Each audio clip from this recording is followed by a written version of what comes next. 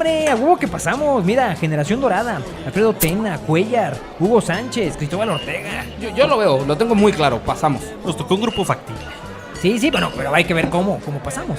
Con Alemania perdemos, Polonia empatamos, ¿no? Oye, ¿a Túnez? ¡A Túnez le ganamos! ¿Cómo que no? ¿Cómo los ven? Han pasado más de 40 años y la historia se repite. Que si nos embrujaron en Haití, que si Mejía Barón no hizo los cambios, que si Maxi Rodríguez, que si no era penal, ya párenle. Y como si necesitáramos otro podcast de fútbol, bueno, aquí les dejo a Juan Rojas, Paco Pérez y Danielovsky. Esto es A Túnez le ganamos. ¿A qué le tiras cuando sueñas, mexicano?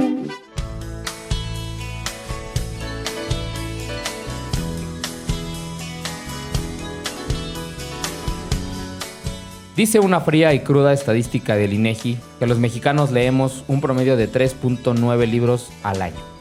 Honestamente siempre había pensado que era un poco menos, pero a pesar de estar por arriba de lo que mi mente recordaba, siempre he visto este dato como una especie de fantasma que vive ahí detrás de nosotros, en nuestra nuca, esperando salir cuando la plática lo amerita y lanzarse para recordarnos que los mexicanos no somos lectores, que se trata de una sociedad que rechaza la cultura, la educación.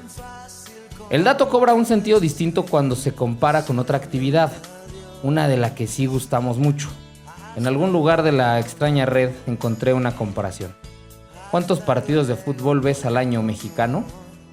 Y a continuación se lanzaba el fantasma de la poca capacidad lectora para destruir el espíritu y hacernos sentir borregos miserables. Así son los datos duros, no nos dejan matizar. Me pareció una comparación ridícula, pensé lo típico. Ay, los intelectuales queriendo ser diferentes. Pero luego me detuve y analicé. Un partido de fútbol me provoca emoción, felicidad, sobresalto. Por un segundo dudé. No todos los partidos me provocan eso en realidad. Un buen libro me puede llegar a provocar aquellos sentimientos con mayor facilidad. Sin embargo, tampoco es garantía, y si nos ponemos estrictos, en ocasiones, ver un partido puede parecer una pérdida de tiempo. ¿Con un libro pasa lo mismo? Sin darme cuenta, estaba sumido en este eterno debate de la intelectualidad con el fútbol. Por momentos me iba al lado de los letrados y criticaba al burdo y absurdo fútbol. Luego me cambiaba de casaca y renegaba de los ridículos intelectuales. Por la paz dejé el debate interno para otro momento y simplemente me dediqué a recordar aquellas ocasiones en que una cosa y la otra, libros y fútbol, me han provocado alguna emoción, llanto, algo, y me han hecho tomar el celular, tal vez, y decirle te quiero, gracias por todo, a una persona especial. Esos sentimientos genuinos que solo las emociones más reales nos generan. Para aquellos que no corrimos con la suerte de ser muy brillantes en las canchas, nos queda la opción de Eduardo Galeano, disfrutar de la bocha desde afuera, soñando, escribiendo, admirando. ¿Cuántos libros lees al año, mexicano? ¿Cuántos partidos de fútbol ves? ¿Cuánto tiempo dedicas al ocio en lugar de ponerte a trabajar? Pregunta a pregunta construimos un juicio que no sirve más que para acrecentar el debate. Yo propongo, amigo escucha, que nos destapemos una buena cerveza y prendamos la tele para ver fútbol. O que brindemos a solas con un libro que nos saque una sonrisa. O que veamos una película con la persona amada. O que hagamos simple y sencillamente lo que nos dé emoción. Lo que nos haga feliz.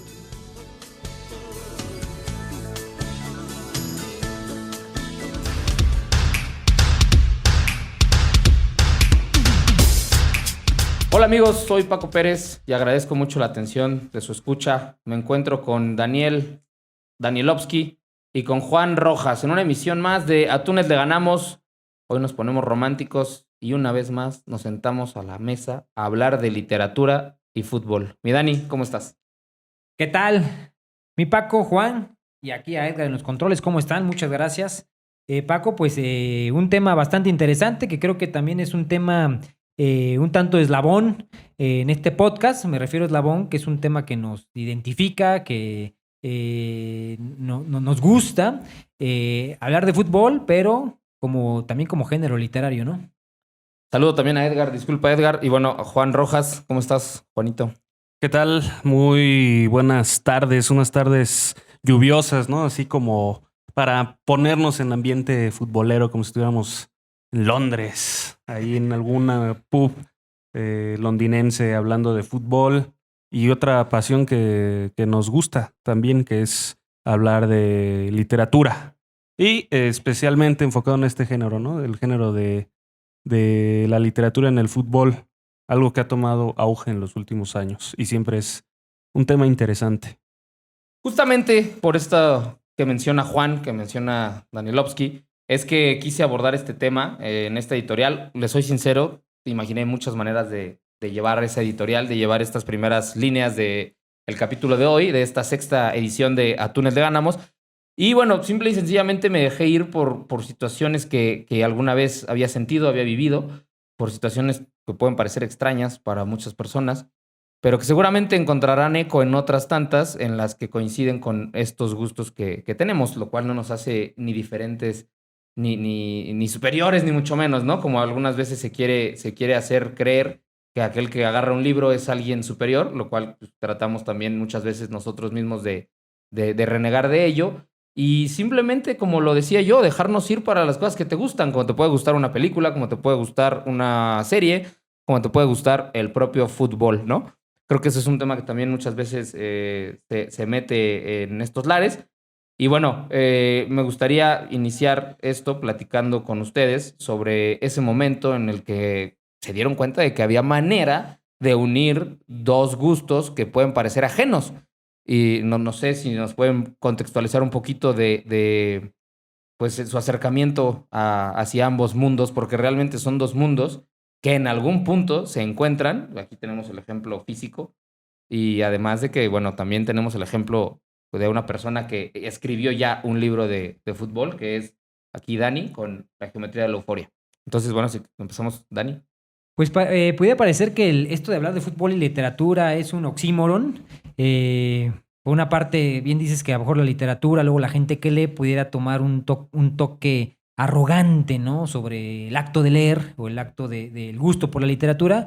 Y el fútbol como pues, un gusto a veces un tanto mundano, vulgar, ¿no? Entonces, ¿en qué momento la literatura, algo que tuviera que estar relacionado con la cultura y pudiera tener un encuentro con lo que es muy básico, ¿no? Exactamente. Muy del pueblo, si lo quieren ver así, De ¿no? las masas. De las masas, exactamente, ¿no? Pero yo creo que es ahí, si nos vamos, es más, desde el punto de vista de las masas, hablar de literatura y fútbol yo creo que habla más hacia un lado lo que muchas veces pasa en el terreno de juego, en este rectángulo o en un tiempo de 90 minutos, y muchas veces retoma, en el caso del cuento, lo que pasa en las tribunas, lo que pasa en las familias, lo que pasa en las aficiones. Es ahí donde la literatura puede entrar en el fútbol, ¿no? Donde converge literatura y fútbol, ¿no? Todo lo que pasa más allá del análisis deportivo, de lo que hemos venido hablando, lo que nos habló Javis hace 2 semanas, del planteamiento en el... Eso no importa, importa más que nada los sentimientos, las emociones, la familia, el cómo se llegó al estadio, ¿no? La forma como pudimos entrar a un estadio para ver un partido especial, un partido, una final. Ahí es donde el fútbol creo que la literatura encuentra temas para hablar de fútbol, ¿no?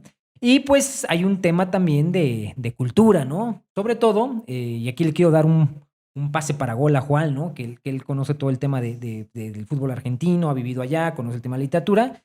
Creo que la cultura, la sociedad, sociedades tan futbolísticas, tan futboleras, pues, y tan cultas, encuentran también un cauce para ligar los dos temas, ¿no?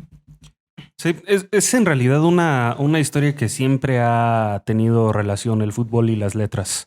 Si nos vamos a los años 20, 30, vamos a encontrar ya cuentos, testimonios, crónicas, incluso un cuento de... ¿El de Horacio Quiroga es el primero que Ajá. se escribe? El registro que como hay, ¿no? Génesis. Ajá, así es. Que recién cumplió 100 años, ¿no? El cuento, digamos, centenario que habla del suicidio de un futbolista en el campo, no recuerdo si de Parque Central o del Estadio Centenario en Montevideo. Y bueno, como eso han habido muchas historias, ¿no? Entonces, no es un tema nuevo, ya es algo añejo que siempre han tenido relación y siempre van a tener relación en el sentido que, digamos, mientras exista un registro de la historia, llámese periodístico o ficticio, bueno, pues va a tener estos eslabones. Yo especialmente me siento más identificado con el periodismo y los trabajos periodísticos alrededor del fútbol. Como una crónica, Juan, ¿te refieres a una Exactamente, crónica? como crónicas, al final, digamos, los exponentes más vivos que tenemos en Latinoamérica, así, de los que se nos vienen a la mente cuando salen estos temas, es Eduardo Galeano. Y lo que hace Eduardo Galeano en el fútbol a sol y sombra, pues es un tema de narrativa, ¿no? Son crónicas. Nunca cuenta una ficción. Ajá. Así es. Juan Villoro, lo mismo. Son textos de crónicas o ensayos. No hace propiamente literatura en lo estricto, ¿no? De la palabra. Es decir, no hace ficción. Digamos que lo que entendemos como literatura de fútbol abraza una parte de periodismo, de narrativa, de periodismo narrativo podría ser, de fútbol. Sí, que es la crónica. Uh-huh. Principalmente las crónicas deportivas. Lo que tiene una crónica es que tiene una estructura compleja, amplia, hay investigación, hay ensayo, hay narrativa, hay entrevista, lo que hace que como de largo aliento, digamos. Sí. No recuerdo qué escritor mencionaba que es el centauro de los géneros, ¿no? La crónica. En ese sentido también nosotros podemos encontrar en estos textos de fútbol pues historias y microhistorias que hacen que el fútbol no se convierta única y exclusivamente en lo que sucede en el aparador mundial, ¿no? O en lo mediático, sino que también se hagan visibles las historias que hay detrás, ¿no? Detrás de la vida de los jugadores, detrás de los aficionados, detrás de las investigaciones complejas. En términos periodísticos, y es pregunta, ustedes recordarán estos fantásticos reportajes que no, obviamente los vimos en televisión, los vimos con el tema de la imagen, ¿no? Lo que hacía en su momento David Faitelson antes de ESPN, en los protagonistas. El color. Exactamente, ¿no? Eran unos reportajes fantásticos que traían un bagaje literario. Sí, los contaban de otra manera. No era la típica nota informativa plana que lees en una sentada, ¿no? Es decir, que Faitelson puso como un estilo. Después todo mundo empezó a agarrar este tema del color, ¿no? De hablar de las porras, cómo llegan al estadio, de hablar del que vende las playeras, del papá que lleva al hijo al partido de fútbol, ¿no? Esto que va más allá de lo que pasa en el terreno de juego. Es lo más recordado de David Faitelson. Es decir, ahí es donde te das cuenta que la fórmula literatura y fútbol funciona. Es decir, cómo transmites o cómo comunicas un mensaje es el trabajo que más recuerda a la gente de David Faitelson, y personas que leen y personas que no leen te van a recordar eso, ¿no? ¿Te acuerdas del color de Faitelson? Era una sección que a la gente le gustaba. Que yo no sé, la verdad, digo, no le quiero quitar mérito a lo que hacía David, porque me parece que sí, a todos nos enganchó en algún momento con este tipo de entregas. Si en otros países había cosas similares. Sí, claro. O sea, igual, yo creo que un poco antes, no sé, pero bueno, él tomó un modelo de otro país, lo trajo, cosa que tampoco es pecado, porque ya hablaremos un poco también de exportar ciertas ideas, de importar ciertas ideas. Y por ahí en Argentina hay programas de los años 90 en donde también hay algo similar, ¿no? Donde se enfocan mucho en esto de lo que hablabas de la llegada de la afición al estadio, de esa emoción pues sí, esa emoción que trae la gente cuando todavía es posible ganarle al rival, ¿no? Y en España también por ahí hay algunas cosas como, no recuerdo cómo se llama, el programa es El Día Después. Ah, Estoy sí. seguro. Sí, el de sí, Movistar. ¿verdad? De Movistar, ajá, que ahora lo tiene Movistar y lo ha mantenido la fórmula. Honestamente no sé si se siga emitiendo. A veces es un poquito complicado. Aún con las redes sociales hay cosas que bloquean para México, pero bueno, para el resto de países. Pero sí podemos de repente cachar algunas cosas que tienen un formato diferente a lo que estamos acostumbrados con los programas deportivos, ¿no? Que la verdad es que muchas veces se van haciendo rancios.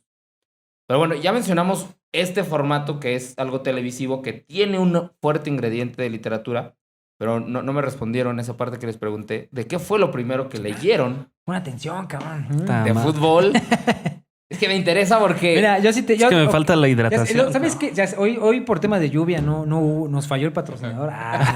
Fíjate que sí, yo sí te... Pero hay tanto que hablar que uno luego se emociona con estos temas. Claro. Ojo, yo un día, Juan y yo dimos un taller de literatura y fútbol y se armó el grupo.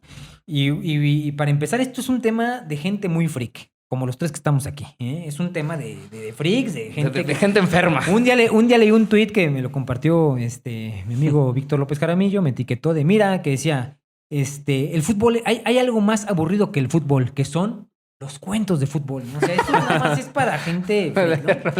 Pero, por ejemplo, yo sí tengo un génesis con el gusto de la literatura y del fútbol. Bueno, primeramente es el fútbol como tal, ¿no? Un deporte que te gusta desde niño, pero... A mí el tema de Galeano, cuando yo leo Las Venas Abiertas de América Latina, que nada tiene que ver con el tema de fútbol, leo ese libro que es como también un inicio a la lectura ya grande. No era, yo ya estaba veinteañero cuando empiezo a leer. Yo fui un niño educado por la televisión y después me entero que este escritor escribe fútbol y dije, ¿cómo? Hay como... Es posible que este güey escriba este libro de protesta, de indignación contra el imperialismo, la colonia, el imperialismo, y tenga gusto. Y entonces dice, ay, güey, hay una como vamos a decir, mentes intelectuales, mentes letradas que también pueden tener este gusto por el fútbol, ¿no? Y está la parte muy contraria, por ejemplo, a Borges, ¿no? Que aborrecía con todo su corazón el fútbol. Hace poquito pusimos en La Geometría de la Euforia una capsulita donde Borges dice, con el tema de Argentina e Inglaterra, que dice, a los ingleses no hay que reclamarles nada, ¿no? Lo único que hay que reprocharles es la difusión de deportes tan estúpidos como el fútbol, ¿no? O sea, letal, ¿no? Y estos momento muy, muy simbólico de Borges, que cuando empieza el Mundial del 78, en el momento que Argentina debuta en el Mundial, él da una conferencia en no sé qué universidad sobre un tema muy... Sobre la inmortalidad. Sobre la inmortalidad, así como en protesta, ¿no? Del enajenamiento que produce este deporte, ¿no? Bueno, pero a mí es el génesis, ¿no? El tema de Galeano, saber que este escritor con este libro fantástico de Las Venas Abiertas de Literatura, las Venas Abiertas de América Latina, perdón, puede escribir de fútbol, ¿no? Y de ahí salto al tema de Juan Villoro, ¿no? Que ya en su momento ahorita hablaremos, para no... Vamos a diversificar el tema que nos podía dar para varios programas, ¿no? Y tener cuidado porque, como dices, es de freaks, entonces no queremos aburrir a nadie. Sí, yo creo que Víctor Jaramillo tiene razón en ese sentido de que los cuentos suelen ser muy aburridos. Por eso yo siempre voy a preferir el periodismo. Ajá. Sin embargo, alguien que era muy buen cuentista era el Negro Fontana Rosa. Originalmente él es caricaturista. Sí, y tiene un libro de cuentos que se llama Puro Fútbol, que de verdad se los recomiendo. Son cuentos llenos de barro y de barrio. Te das cuenta que es una persona que siempre estuvo inmersa en el tema, ¿no? Por lo menos en el fútbol de potrero, como dicen allá. Mi primer acercamiento, realmente debo confesar que fue en la universidad. Ya se acordarán ustedes de la anécdota que platicamos hace 8 días de cómo conocí a Paco. Tenía la noción de que Eduardo Galeano escribía de fútbol. Yo ya había leído mucho a Eduardo Galeano y no había leído Fútbol a Sol y Sombra, ¿no? Me parecía que, híjole, no sabía si iba a conectar realmente. Era como, puta, ver un libro de fútbol completo. Siento que va a ser algo muy denso. Y no, terminó siendo lo contrario, ¿no? Me enamoré a grado tal que hice una bibliografía impresionante y que hasta terminamos dando talleres sobre el tema. Porque abarca muchos ámbitos, ¿no? Hay una manera muy amplia de poder narrar y platicar diferentes anécdotas alrededor del fútbol. Entonces, yo empiezo en esta primera conversación que tengo con Paco. Me dice, oye, pues échate este libro. Me prestó un libro llamado Dios es redondo y quedé encantado. Y luego el mismo Víctor López Jaramillo me presta otro que se llama Los 11 de la tribu. Un libro que habla de diferentes temas. Son crónicas en general en las que hay crónicas sobre fútbol. Sobre box. Sobre boxeo, la pelea de Julio César Chávez. En la Azteca. Ajá. La de Concierto. Greg Hagen. No recuerdo, pero sí es en la Azteca. Sí, es en el Azteca, es la de Greg Hagen. La del 93. Así es. Cuando Greg Hagen dijo que Chávez había peleado con puro taxista de Tijuana. Ah.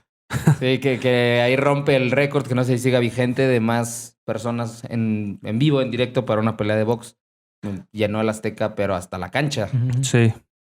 Y bueno, esos acercamientos pues llevan a otro libro, otras referencias, hasta que, como te comento, en la actualidad hay una bibliografía. Hasta que ejerces tú también el oficio de narrar, ¿no? Con este gusto aparte con tú, Juan, de ir al estadio, ¿no? De vivir en persona, este fenómeno del fútbol, también ya no más de lector, ya no más no eres lector, sino también eres escritor. Sí, hicimos algunos reportajes, investigaciones. Tenía una columna en el periódico M que se llamaba Los Escritos del Tablón, donde también ahí semanalmente escribíamos sobre fútbol y bueno, va en función de eso, ¿no? A veces uno trata de emular o de acercarse siquiera a lo que ha hecho, el trabajo que ha visto que han hecho otras personas y en ese sentido se hizo esa columna. Entonces, pues así ha sido. Últimamente lo he dejado un poco, estoy leyendo más otras cosas, pero pues sigue vigente. A veces me cuestiono mucho si vale la pena hacerlo. Luego me encuentro con un... Este es un podcast de fútbol, no de filosofía. Luego me encuentro... la de Martín Caparrós en Era por Abajo. Luego me encuentro con un buen texto y digo, híjole. Sí, eso es algo muy, muy cierto, ¿no? Que a veces el cuestionárnoslo, ¿no? Por ahí en la editorial menciono algo de este ocio, ¿no? De cuestionarte realmente si no estás perdiendo el tiempo, ¿no? La sociedad actual al final nos va a llevar siempre por produce. O sea, no pierdas. Empecemos, chingada. No. ¿Cuál es el sentido de la vida? Leer de fútbol, chinga, ya con eso me doy por bien servido, güey. Justo es lo que yo digo, güey. Pues hay que hacer lo que te haga feliz. Si te hace feliz, o sea, digo, obviamente no te vas a tirar todo el día. O sea, entiendes que estás... No sabemos. Bueno, depende de qué día. Si es un día que tengas libre, hagas lo que hagas. No, la verdad es que es difícil, ¿no? Y como bien dice Dani, a veces es como ya tirarle al... ¿Qué es la vida? O sea, pero al final creo que es leer por leer, ¿no? Por el simple placer de leer algo que te gusta. Claro, porque Exacto. también se brinca a otros temas. O sea, yo creo que también es válido. Y también es válido ver la tele. O sea, es parte de lo que trataba yo de decir en la editorial. Y bueno, o sea, estamos aquí hablando de esto porque al final de cuentas es una pasión compartida, ¿no? O sea, los tres, los que estamos aquí, nos hemos clavado de más alguna vez, por decirlo de alguna manera, con este tipo de contenido, con este tipo de textos, ¿no? Y bueno, yo no dije, lo voy a platicar, pues también inicié con Galeano, ¿no? O sea, realmente creo que curiosamente yo no tenía certeza de que así fuera con ustedes, pero Eduardo Galeano también fue lo primero con lo que tuve este acercamiento. Un pequeño paréntesis, y es muy curioso, la verdad es que creo que pocas veces lo he platicado. De niño, antes de conocer siquiera Las Venas Abiertas de América Latina, que también fue uno de los libros que conocí primero de Galeano, antes que El Fútbol a Sol y Sombra, mucho antes de eso, en la Comercial Mexicana de aquí de Zaragoza, cerca de donde estamos, me compraron mis papás un libro muy pequeño, que digo, debí de haberlo traído, pero se me fue para que lo vieran, que era algo así como Mickey Mouse y el fútbol, ¿no? Que yo tendría Con dibujitos. Ajá, sí, completamente. Pero me llamó mucho la atención y lo recuerdo y lo conservo con gusto y con cariño. Porque recuerdo que dentro de todo lo que traía el libro, que era una especie de dummies, de fútbol para niños, digo, si lo pienso de una manera, ¿qué carajo? ¿Cómo carajo le vas a enseñar a un niño de fútbol con un libro? O sea, darle una pelota y que juegue. O sea, no hay otra forma de enseñar fútbol, ¿no? Pero esto se me hizo curioso, me llamó la atención, me gustaba el libro. Y por ahí en algún apartado traía un dato que hablaba de la fundación de la FA en Inglaterra y mencionaba que el 26 de octubre de 1800, la verdad es que no me acuerdo si es 57 o 55, algo así, se formó la FA en una taberna de Londres. Y yo, siendo un niño, memoricé ese dato como pocas cosas en la vida. Ya ves cómo este sí es un tema de freaks, ¿no? Demasiado, cabrón. No, pero pudiste ir después a esa taberna, ¿no? Tiempo después cumplí el sueño que probablemente se originó ahí. Ni siquiera digo que con tanta conciencia, pero se fue cuajando ese sueño y bueno, sí tuve la oportunidad de estar en Freemasons Tavern en Londres Pues este cabrón tenía 6, 7 años y en lugar de decir, yo quiero ir a Disneyland Orlando, ya quería ir a donde se fundó la... Es como los que leen Harry Potter y quieren ir a Hogwarts, aunque sé. no existe. Bueno, sí. Y también Harry Potter está muy bien. No, hay que, digo, pues ahora sí que lo que te haga Sí, los neta, lo que la- te emocione, ¿no? Y no sé por qué, pero yo tengo muy, muy ubicado ese momento. La verdad es que con el paso del tiempo no volví a leer nada de fútbol. Y probablemente ni el de Mickey lo leí porque me gustaba el fútbol y a esa edad la verdad es que puedo decir que sí lo jugaba. Ya ahorita pues no, pero a esa edad sí.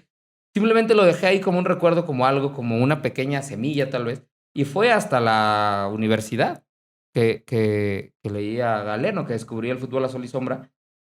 Y bueno, también ya después conocí a Juan, conocí al maestro Víctor López Jaramillo, conocí a gente igual de freak. Un saludo a Víctor. Ya anímate, Víctor, a venir aquí con estos freaks. visitarnos. Ya me dio un primer batazo, ¿eh? ¿Ya? Que no podía tal el miércoles pasado, pero... Bueno, ya estamos pichando ahí con... Ajá.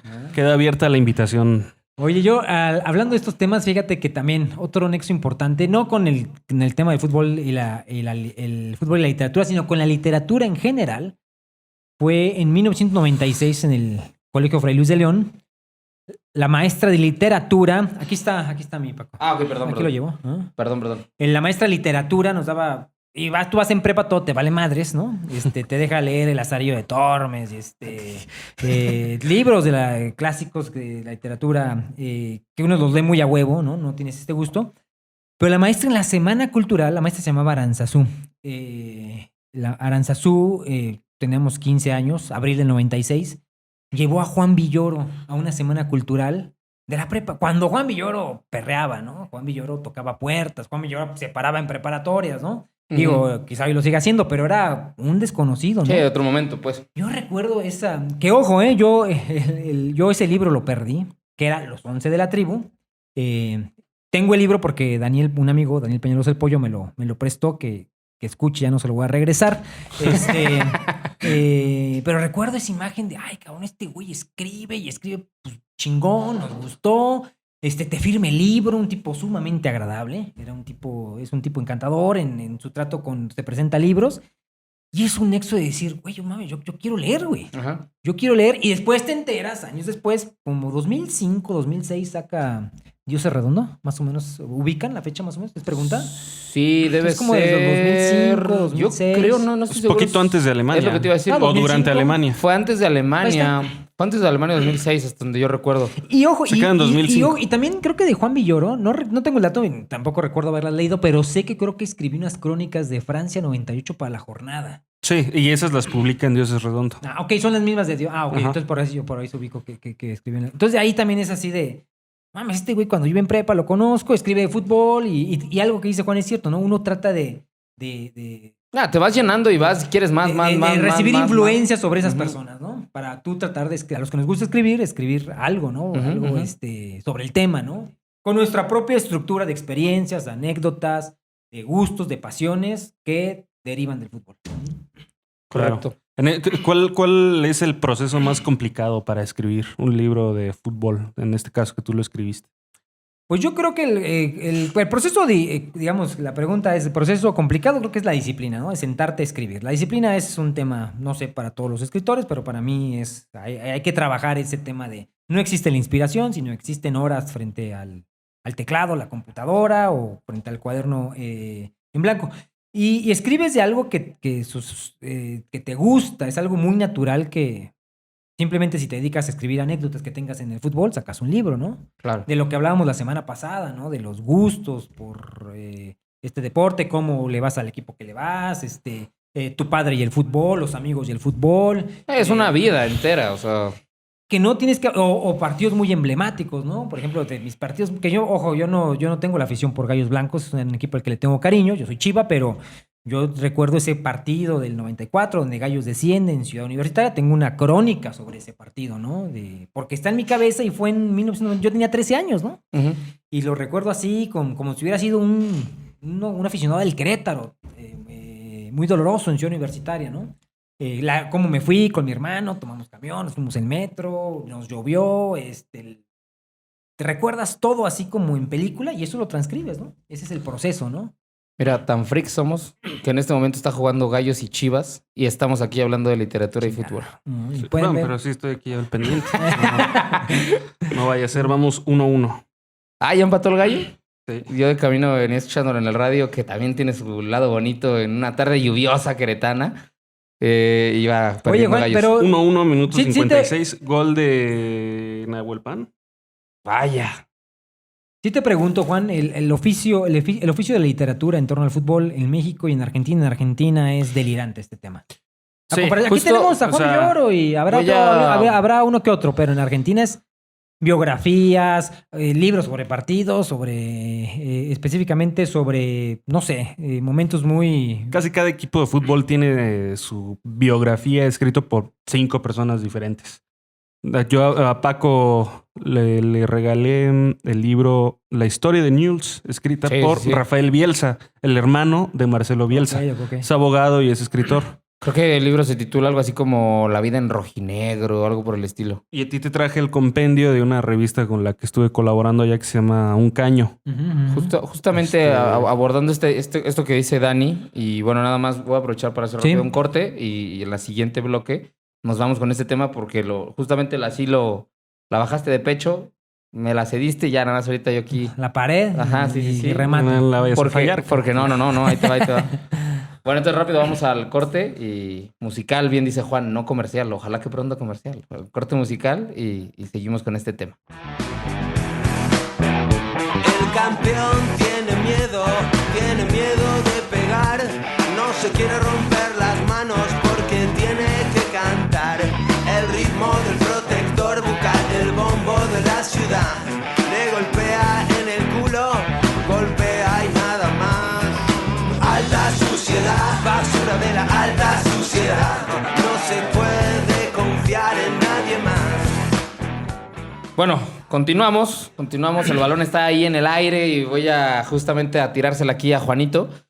Bueno, terminamos el bloque anterior hablando de esta diferencia que yo quisiera irme por ese camino que tiene México con países que explotan la literatura y del fútbol de una manera diferente, ¿no? Que son España y Argentina, ¿no? Juan tiene vivencias con la literatura futbolera de Argentina y pues, me gustaría mucho que nos contara. Pero quiero saber yo justamente, bueno, porque una cosa son los clásicos, ¿no? De los que ya hablamos, pero creo que también es interesante irnos por lo que se escribe hoy, ¿no? Creo que todo futbolero, freak y gente que le gusta la literatura ubica los clásicos, pero también hoy en día se está haciendo algo bastante interesante. Y Juan tiene, pues, testimonio fiel de eso. Cuéntanos, Juanito, un poco de la literatura futbolera de Argentina.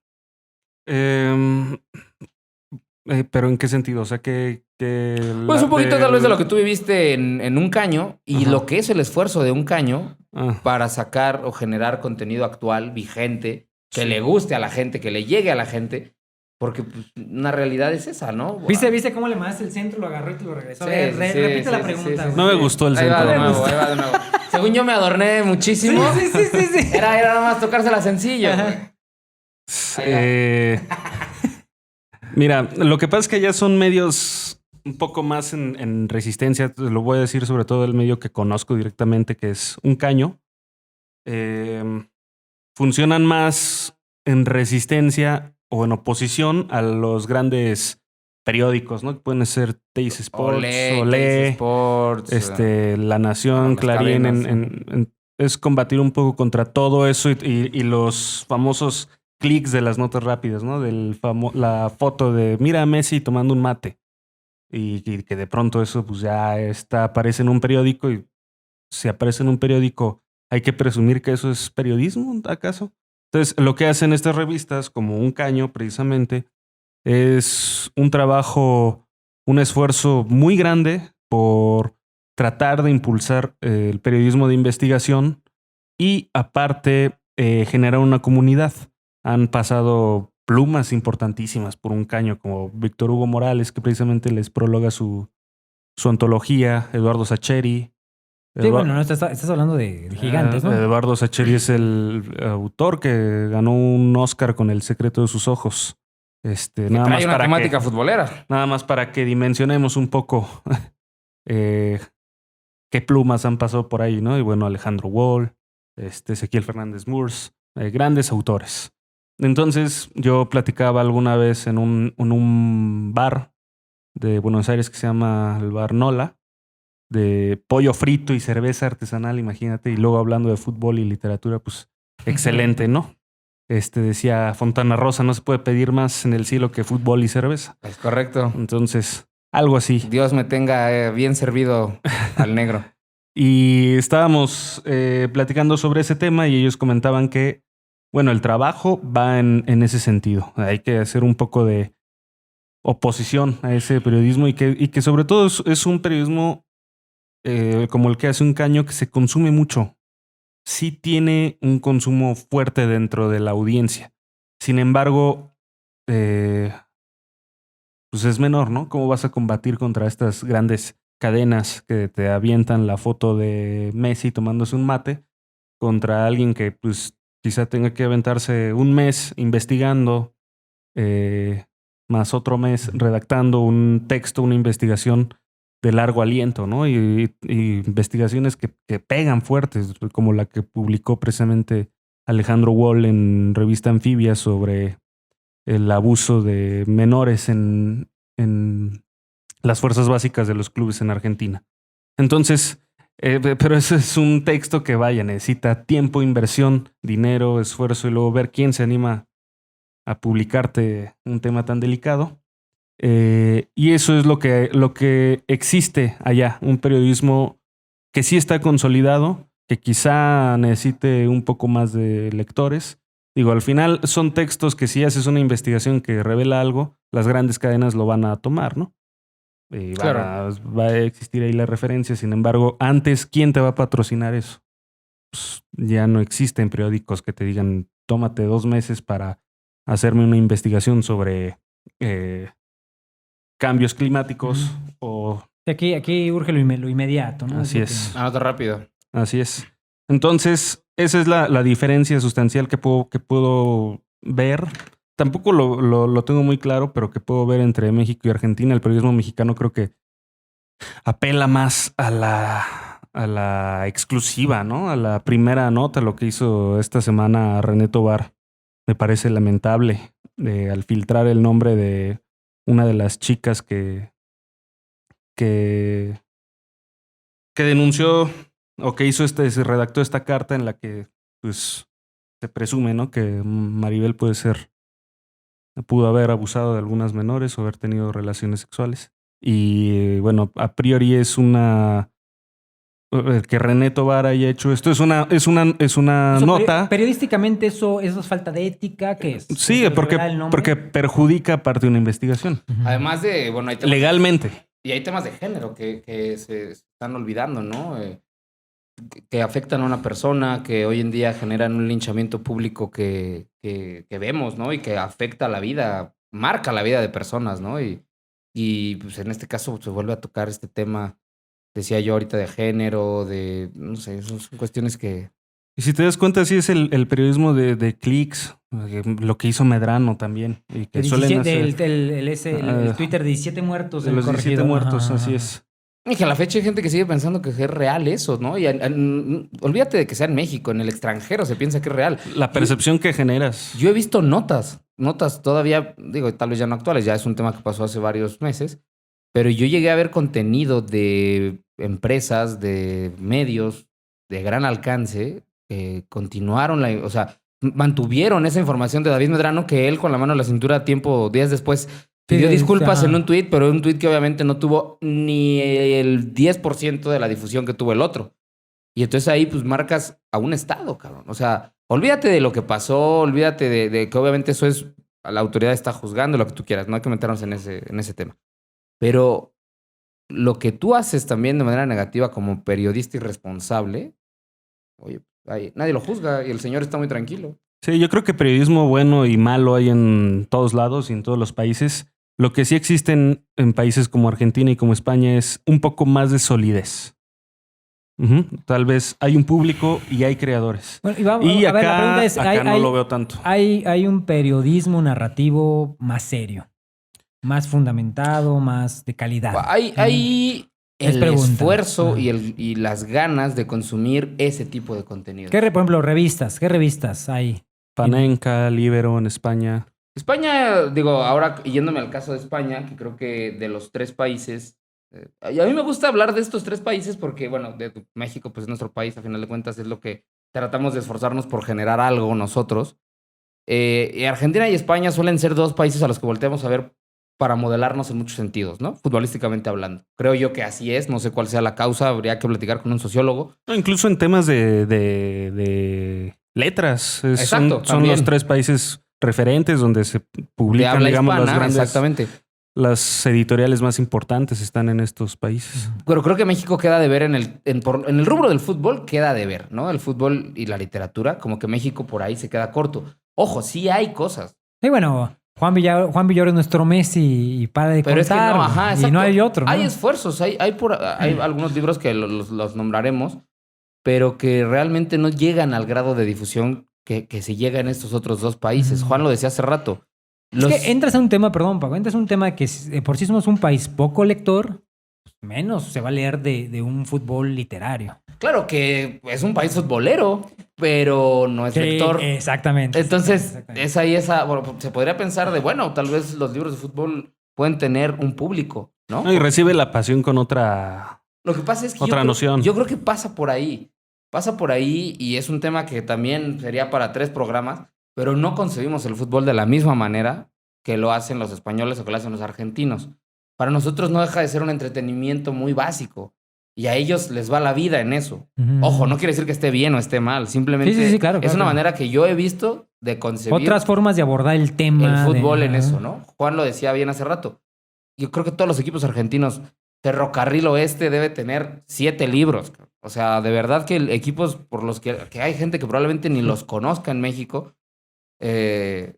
tienen una cantidad de libros que te sorprenderías, ¿no? Y bueno, hablando de los esfuerzos de estos esfuerzos de resistencia, que me gustó ese término que dijo Juan, pues España también tiene sus exponentes, ¿no? Creo que los más grandes, porque generan, porque publican, son Libero y Panenka. Panenka ya incluso llegó a ser editorial, porque ya está publicando libros como este que tenemos aquí, que se titula Away Days, del periodista Álvaro de Grado, que este libro o sea, lo empecé a leer, me llegó hace unos días, lo empecé a leer, y realmente me pareció algo muy similar, por ejemplo, a Fiebre en las Gradas. O sea, es una especie de Fiebre en las Gradas actual, en donde, no sé, una de las crónicas que aquí escribe de Grado, me recordó mucho a pasajes de Fiebre en las Gradas o de Entre los Vándalos, ¿no? Se me fue, de Bill Beaufort. Entonces, la verdad es que creo que ya se esté haciendo este tipo de contenido, que ya se esté haciendo este tipo de... O sea, son libros que posiblemente en unos años nombremos de culto, ¿no? Como son el caso de los que para nosotros hoy son clásicos. Ujú. Entonces lo está haciendo España, lo está haciendo Argentina. Tampoco quiero dejar fuera a otros como Uruguay, como Chile, de donde también ubico algunos títulos muy interesantes. Hay una editorial chilena que se llama Gol Triste, que genera bibliografía de Colo-Colo. Y en general del fútbol chileno, que también vale mucho la pena para quien lo quiera revisar. O me gustaría también abordar el caso de Odio al fútbol moderno, que es este otro libro que tenemos aquí, de Carlos Roberto y de Miquel Sánchez, que nace de un perfil de Facebook. De un perfil de Facebook que ellos titulan así como está cabeceado el libro, Odio el fútbol moderno, en donde fueron escribiendo anécdotas y recibiendo anécdotas del público, ahora sí que ya sumergidos en esta era digital, utilizan las redes sociales, y al final terminan por llevarlo a este libro, ¿no? Que es un libro demasiado bien trabajado, que trae una colección de fotografías muy interesantes. Es un libro que incluso para quien no acostumbra a leer mucho puede ser interesante porque pues, editorialmente hablando está trabajado, está interesante, trae Sí, tiene un trabajo de edición y de diseño, sobre todo, ilustración, muy didáctico. trae alineaciones, ¿no? Son cosas que creo que valen mucho la pena. Infografías. Infografía y bueno, momentos No sé qué fotos. del fútbol que a una generación nostálgica como somos los que ahora estamos en los 30s, finales de los 20s, los 30s, pues nos llama mucho la atención, ¿no? Entonces, creo que estos esfuerzos valen la pena, llevan el diálogo de la literatura y el fútbol a un punto que no siempre se toca, y pues eso se agradece, ¿no, mi Dani? Sí, cómo no. Y hay que también destacar esfuerzos a nivel local que se hacen. Por ejemplo, el propio Tribuna de Querétaro, vamos a decir que ahí hay un poco de parcialidad, porque mi querido Víctor es muy fanático al fútbol, es un tipo letrado y entonces conoce los nexos en lo que hay entre el fútbol, la sociedad, los fenómenos sociales. Y Tribuna de Querétaro ha sacado varias veces pues, algunos ejemplares hablando de fútbol, ¿no? Hay que hablar también hay una gran biografía de Gallos Blancos que no ha sido publicada, del ingeniero Enrique Segura, que él algún momento tuvo un contacto con él para ver si había forma de editar este libro, que es un acervo bibliográfico de la historia de Gallos, que valdría la pena que pues, se retomara esa información, no sé, a nivel de gobierno del estado de Querétaro y editaran, ¿no? Y también, por ejemplo, no lo conozco personalmente, pero he tenido la oportunidad de leer a Rodrigo Montera, que escribe para una página que se llama La Lupa MX aquí en Querétaro, que también es un tipo que le gusta este tema. Entonces yo creo que pues, a nivel Querétaro también hay un esfuerzo importante de ciertos escritores. Me voy a permitir meterme en ese rubro, ¿no? De que nos gusta estar constantemente escribiendo de fútbol, ¿no? Desde lo social, lo político, lo psicoafectivo, ¿no? Entonces eso también hay que destacarlo, ¿no? Y supongo que en todas las regiones, ciudades, con sus equipos, con su cultura, con su forma de ser, debe existir este fenómeno futbolístico literario. Sí, Al final forma parte, ¿no? Tú, Juanito, perdóname, las sociedades. tú, Juan, yo te leí una crónica que escribiste ahí para Tribuna de Querétaro sobre la final de Copa. Muy buena. Cuando Gallos le gana a Chivas. Le gana a Chivas. Son esos esfuerzos muy regionales, ¿no? Que vale la pena destacar. Sí, pues al final, si vamos a documentar o hablar de esto, pues no vamos a ir a hablar del Manchester United, ¿no? Sí, que también tiene su encanto, probablemente, pero sí es... que nos toca, ¿no? Digo, yo quisiera reconocer también el proyecto de David Álvarez Salta para atrás. Un proyecto consolidado que acaba de ser acreedor del PECDA. Un abrazo al buen David. Y me parece muy interesante lo que él ha hecho. Y él hizo una antología de crónica queretana, autores jóvenes queretanos, en la que incluyó el tema del fútbol. Una investigación que hice sobre el origen del fútbol. Y entre otros temas de relevancia social que creo que es importante tener ahí en consideración y destacar que el fútbol al final forma parte importante de una sociedad, ¿no?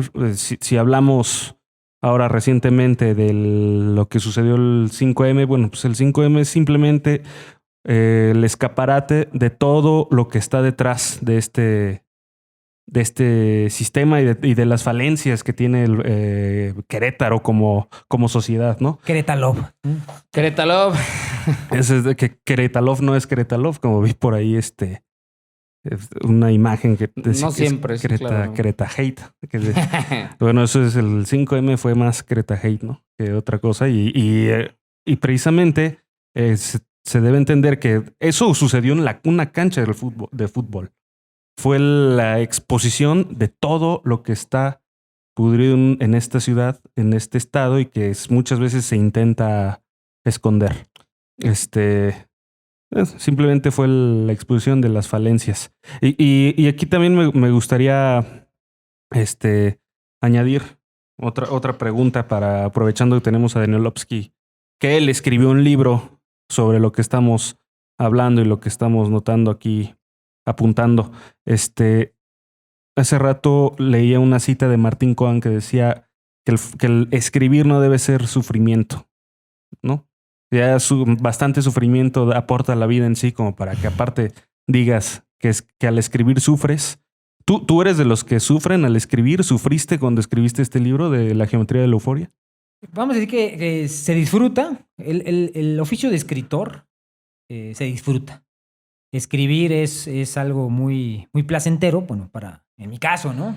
La parte pues, que se sufre es esta parte de cómo publicar, cómo hacer que el texto se convierta en libro.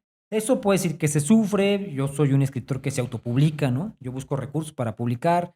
Este libro lo presenté y ahí en las presentaciones vas consiguiendo recursos Lo presenté, por ejemplo, lo fui a presentar a Cuapa, ¿no? Aquí en la portada dice, mi currículum me pongo como Chiva hermano, ¿no? Y ahí en Cuapa, en el América, este cabrón, ¿qué hace aquí, no?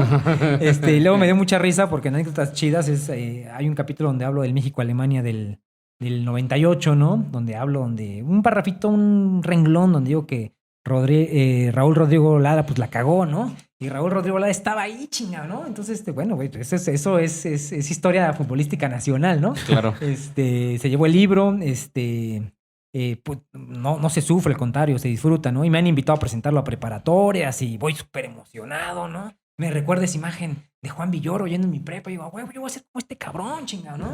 Me emociona, ¿no? Entonces no se sufre, ¿no? Yo creo que lo disfrutas, ¿no? Más bien y sobre todo escribir de algo tan personal, tan ocioso, ¿no? Yo soy un tipo ocioso, esa parte me parece encantador. Y aprovechando el comercial, ¿dónde se encuentra el libro? Pues está en Amazon, lo pueden conseguir en Amazon, en el sótano también, ahí se vende, La geometría de la euforia, y ahorita estamos haciendo la edición en YouTube, ¿no? Que es prácticamente la lectura del libro, ¿no? Con ciertas imágenes. Audiolibro. Audiolibro, por así decirlo, en podcast, en audio, video, en podcast. Entonces, para que la gente que no lo quiera leer, pues lo puede escuchar, ¿no? Perfecto. Pues sí, híjole, un poquito del universo de la literatura y el fútbol, algo que nos apasiona, que nos gusta, de lo que seguramente seguiremos hablando. No sé si en el episodio 7, pero por ahí en algún otro episodio de A Túnez le ganamos podremos abordar de nuevo este tema. Como se pudieron dar cuenta, los tres estamos muy sumergidos en estas aguas y bueno, lo disfrutamos, ¿no? También soñamos con algún día poder publicar. Ojalá que haya otra versión de La geometría de la euforia, o un nuevo libro, ¿no? De diferentes cosas. Juan hablaba de la crónica queretana. Yo creo que también estamos en un momento en el que debemos de darle a nuestro estado, ¿no? Algo de lo que necesita. Y si nos gusta el fútbol, bueno, ¿por qué no hablar del fútbol local? Que también tiene bastantes cosas más allá de gallos blancos. Y bueno, creo que es de los esfuerzos que valen mucho la pena. ¿Quieren agregar algo más? Vamos a cerrar este bloque. Pues no, yo, más bien, tú, mi Paco, nos vamos con los temas que nos ocupan de esta semana. Es correcto. Pues continuamos con ellos después de este Sí, corte. una breve pausa.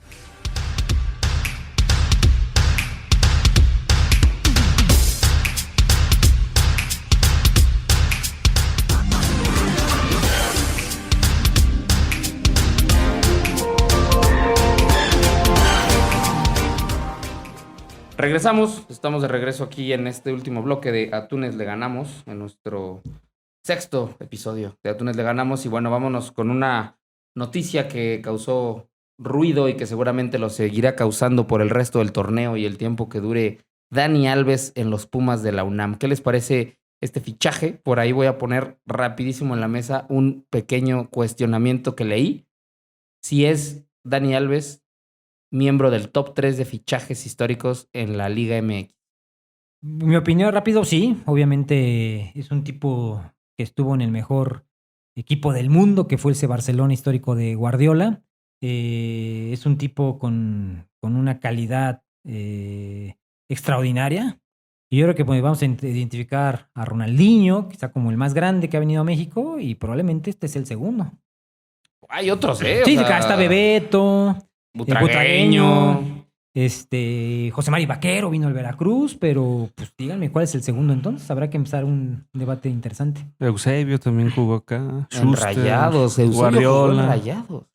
Schuster en Pumas. Schuster En Pumas, Pumas. exactamente.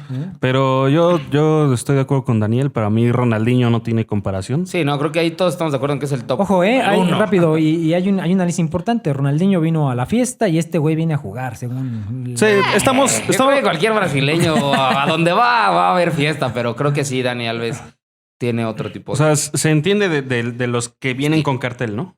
Claro, claro. Ronaldinho, sin duda. Y yo sí creo que Dani Alves debe ser el segundo. Si Dani, o sea, la persona que ha ganado más campeonatos en la historia de este deporte no es top 3, pues no Sí, ya claro, no claro. nada. Es el Más ser de una humano, liga como la mexicana. Es el ser humano, es el hombre con más títulos oficiales en la historia. Yo pienso que en su momento la llegada de Butragueño fue muy espectacular, sobre todo al equipo donde llegaba. Imagínate, del Real Madrid saltar al Celaya. Y lo que consiguió con ese Celaya. Y que era un Celaya que venía del ascenso. O sea, un equipo ahí con Lo llevó a una final. Pinchurrientos, y que lo voy a decir así, no me lo tomen a mal los flayenses, pero sí, fue así. ¿Qué es este güey aquí, no? Claro. Ay, hubo lana para pagarle, ¿cómo? Bueno, y lo que consigue, ¿no? Y después viene Michel y Hugo, Y Hugo, exactamente. que son dos miembros de la Quinta del Buitre, y Hugo, ¿no? Que bueno, no forma parte de la Quinta, pero que era también un elemento importantísimo de ese Real Madrid. Dani Alves quiere jugar el Mundial. Consultó él con Tite esta decisión. Al parecer Tite le dio luz verde, entonces viene comprometido. Incluso hace rato veía un video en el que él, para ir a CU, este programa está grabado en miércoles 20, ¿qué es? 7. Miércoles 27 de julio. En esto está nada de que empiece el partido de Pumas contra Mazatlán. ¿A dónde lo vamos a ir a ver? De aquí a el Barrio Alegre, yo creo. Y se presume que puede ser el debut de Dani Alves. Le pusieron un transporte especial para una camioneta para que se moviera al estadio y él no lo aceptó. Decidió irse en el camión con el resto de sus compañeros. Más o menos te habla de, sí, puede ser un acto tribunero, pero yo creo que sí es muy Está bien. importante. Bueno, nos faltó, ¿sabes quién? Aitor Cardone. ¿Se Más o acuerdan? menos, sí, claro, Ayrton. Un Sí, es muy- fichaje tipo Ronaldinho, ¿no? Campeón del mundo con España, güey. Sí, hicieron lo mismo casi. Sí, básicamente es eso, ¿no? Creo que viene en la disposición de hacer equipo y yo creo que va a ser un buen fichaje para Pumas. Esperemos también por la Liga Mexicana, ¿no? Que le ponga ahí sabor. Así es. Y bueno, hablando de fichajes, digo una rapidita que tal vez está un poco lejos de nuestra latitud, pero Luis Suárez regresa a casa. O hablando de lo romántico que puede ser y hablando de una tierra que tiene literatura de fútbol, la tierra de don Eduardo Galeano, su querido Nacional, aparte de su equipo. Pues bueno, repatria a un top. Ese es top mundial. No.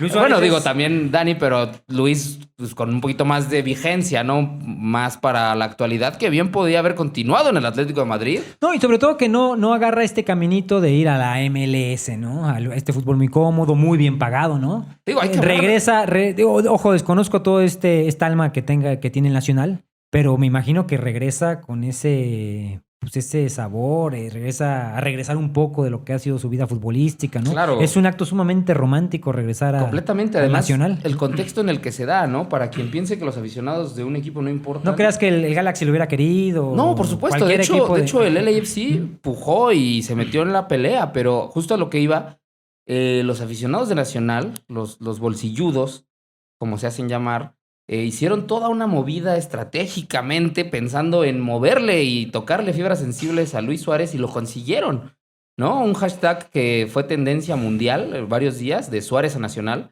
en donde llevaron máscaras, caretas a la cancha, al Gran Parque Central, le cantaron, hicieron trapos, hicieron videos, hicieron todo un movimiento que llegó a oídos de Suárez aprovechando las redes sociales, aprovechando la actualidad. Y al final en su video, donde ayer mencionaba el preacuerdo, que hoy ya es un acuerdo oficial, decía eso, ¿no? Que agradecía esa muestra de apoyo y que sí le habían tocado fibras sensibles y al final lo orillan también a tomar la decisión de jugar la Copa Sudamericana e intentar ganarla con su nacional, ¿no? Su cuna realmente. Ah, pues qué chulada. Sí, no hay que ignorar ahí la gestión que seguramente hizo el club, pero lo de Obviamente, la afición es increíble, ¿no? O sea, yo creo que se llevaron el 70% del fichaje fue Sí. gracias a la afición.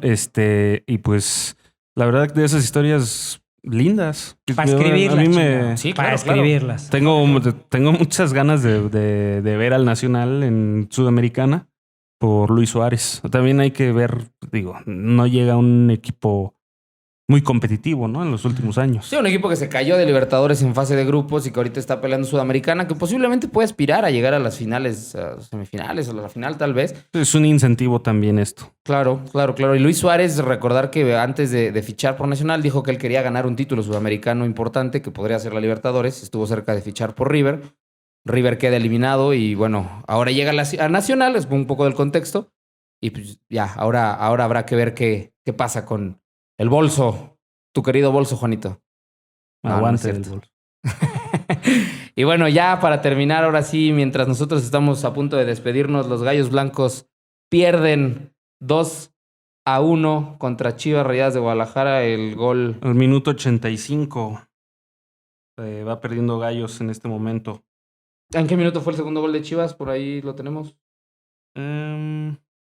Es reciente ya por los últimos minutos en el cierre del partido, porque estuvieron empatados en buena parte del segundo tiempo, si no me equivoco. En el 80. En el 80 nos dice Edgar, gracias Edgar. Y bueno, pues Gallos en picada, ¿no? La verdad es que es triste. Nosotros como aficionados lo vemos y nos sentimos tristes y con cierto desánimo, ya un desánimo al que nos acostumbramos, ¿no? Después de todo lo que ocurrió y lo que administrativamente trajo esto, pues Gallos no levanta y Gallos realmente no se ve que levante, ni siquiera se ve que los jugadores quieran que levante. Posiblemente ellos la están pasando peor de lo que imaginamos y pues yo no veo cómo pueda levantar este barco. Sí, el segundo gol de Chivas fue de Alexis Vega, va a minuto 86. Y ¿Penal para Gallos? en este momento hay penal para Gallos. Pues a ver, que se venga ese empate y ojalá que una remontada, tal vez, digo, soñar no cuesta nada. Sería algo bueno rescatar el empate aquí, el Querétaro de Mauro Herc, que nomás no levanta. Pero bueno, mientras esto ocurre, nos despedimos de esta sexta edición de Atunes Le Ganamos. Daniel Vega, Danielovsky, muchísimas gracias por todo. Gracias, mi querido Paco, un gustazo. Mi querido Juan, siempre un gusto. Y a Edgar en los controles, muchas gracias, Edgar, como siempre. Gran tema el de hoy. Muchas gracias, Edgar. Muy divertido estar hoy con ustedes. Vámonos a ver el penal. Pues vámonos, muchísimas gracias a todos los escuchas. Nos vemos la siguiente emisión.